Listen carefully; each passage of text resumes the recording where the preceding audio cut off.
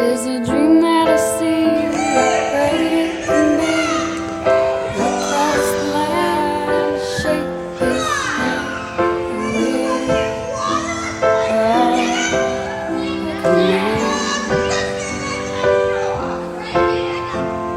Dream that I see, don't kill it, it's free.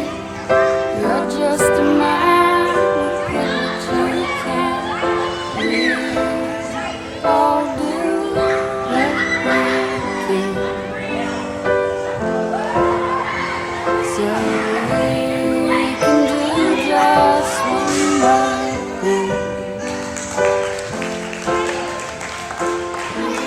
We have children of all different backgrounds, cultures, skills, abilities, and no matter what background they come from, bullying is certainly an issue. Self-esteem is something that even though you love your child so much, you still need to make sure that self-esteem is something that each child possesses so that they themselves will be more loving to others. Loving yourself first is very important to loving everyone else. I served in a lot of different capacities. The main function was working with iCareCat and Ruth here to facilitate a lesson focused on a situation where students were able to witness iCareCat being bullied, where he was having his ball, playing with it, and Bully Bear came in and took it away. So it was really neat to have the students there on site to be able to problem solve and work through the problem and find a solution that worked for both iCareCat and Bully Bear. So taking a more abstract idea and putting it into a concrete form for the students that's applicable for their age.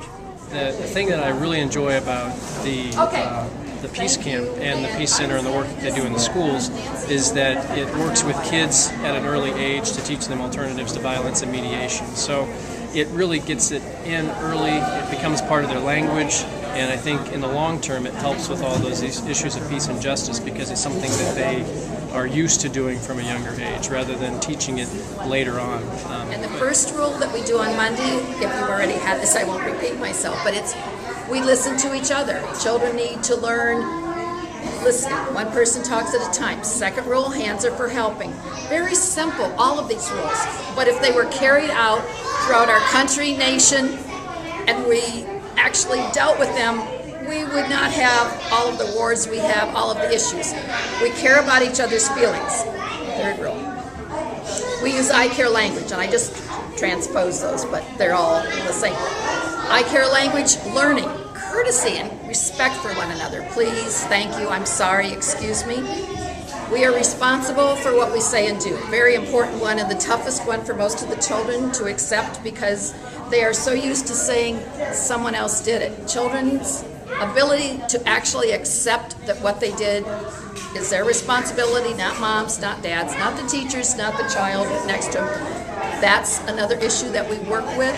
And we use learning snacks, games, so even our games in the gym, our cooperative games, we don't want to have people at loggerheads with each other, but to realize and respect that we're all together. It just gives them another avenue to explore how they can express their feelings about, how to treat people. So, they learn about this through song.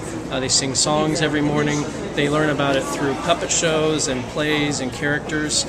The art is another way that they can learn about ways to express, their feelings, so that communication is open. And so they work on that. A lot of our volunteers are teachers in the city schools, and they say they can tell which kids go to Peace Camp.